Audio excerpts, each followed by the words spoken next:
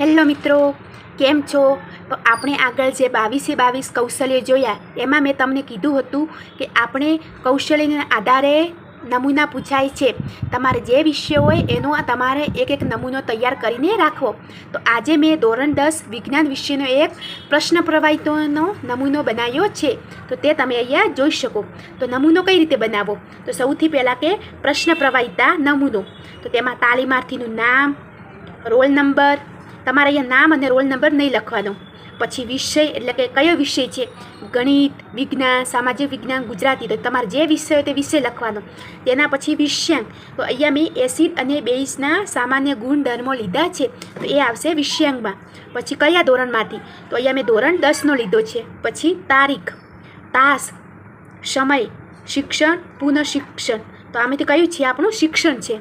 તો પહેલાં સ્ટાર્ટિંગમાં આપણે આટલું લખવાનું. તેના પછી આપણે ચાલુ કરવાનું કે એમાં હેતુઓ. તો આ જે પ્રશ્ન પ્રવાહિતા નમૂનો છે એમાં કયા કયા હેતુઓ પ્રાપ્ત થાય? તો અહીંયા આપણે એક કે બે અહીંયા હેતુઓ લખવાના કે વિદ્યાર્થીઓ પ્રશ્ન પ્રવાહિતા કૌશલ્ય કેળવે, વિદ્યાર્થીઓ રસાયણ વિજ્ઞાનમાં એસિડ અને બેઝ વચ્ચેનો તફાવત અને તેમના ગુણધર્મો સમજે. તો અહીંયા મેં બે હેતુઓ લખ્યા છે.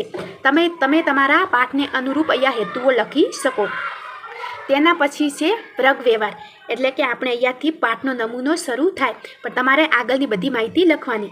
પ્રશ્ન પ્રવાહિતા છે એટલે કે શિક્ષક વિદ્યાર્થીને પ્રશ્ન પૂછશે અને વિદ્યાર્થી તેનો જવાબ આપશે. જેમ કે શિક્ષક વર્ગ વ્યવસ્થા તપાસી જરૂરી સૂચના આપશે. પ્રશ્ન તરીકે છે એના પહેલાં શું આપશે? સૂચના આપશે. એસિડ બેઝ વિશે ટૂંકી સમજૂતી પણ આપશે અને તેના પછી શું કરશે? પ્રશ્નો પૂછશે. જેમ કે સૌથી પહેલાં શિક્ષક એક પ્રશ્ન પૂછશે કે સામાન્ય રીતે સ્વાદના આધારે એસિડ પદાર્થોને કેવી રીતે ઓળખી શકાય? તો વિદ્યાર્થી જવાબ આપશે. અહીંયા તમારે શિક્ષક અને વિદ્યાર્થી ફરજિયાત લખવાનું કે એસિડ પદાર્થો સ્વાદમાં કેવા હોય છે? ખાટા હોય છે. વિદ્યાર્થી એમની પૂર્વ જ્ઞાનના આધારે જવાબ આપશે કે એસિડ પદાર્થો એ સ્વાદમાં કેવા હોય? તો ખાટા હોય. તેના પછી ફરીથી શિક્ષક પ્રશ્ન પૂછશે કે એસિડ પદાર્થોને કોઈ પણ બે કુદરતી ઉદાહરણ આપો. તો આપણે કોઈ પણ બે કેવા આપવાના? કુદરતી ઉદાહરણ. જેમ કે ખાટી વસ્તુ કઈ કઈ છે? તો આપણને ખબર છે, એક તો લીંબુનો રસ અને ટામેટા. બંને કેવા છે? ખાટા છે અને બંને કેવા છે? કુદરતી છે. તો તે પણ વિદ્યાર્થી એમના પૂર્વ જ્ઞાનના આધારે જવાબ આપશે.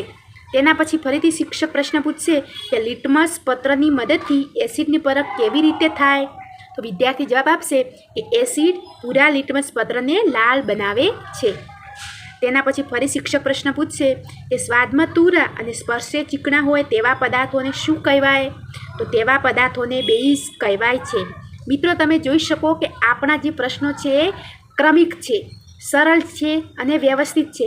એવું નહીં કે પહેલાં બેઝનો પ્રશ્ન પૂછ્યો અને પછી પદાર્થો કઈ રીતે ઓળખી શકાય તેનો પ્રશ્ન. એ રીતે આપણા પ્રશ્નો હંમેશા કેવા હોવા જોઈએ? ક્રમબદ્ધ હોવા જોઈએ. જેમ કે સૌથી પહેલાં તો તમે પ્રશ્ન જોયો કે તમે ઓળખ કઈ રીતે કરી શકો? તો ખાટાના આધારે. તો કુદરતી પદાર્થ કયા છે? તો કે લીંબુ અને ટામેટા. પછી જે આપણે લિટમસ પત્ર આવે એની મદદથી કઈ રીતે પરખ કરશો? તો જે એસિડ એ હંમેશા ભૂરાને લાલ બનાવે અને બેઝ એ લાલને ભૂરું બનાવે.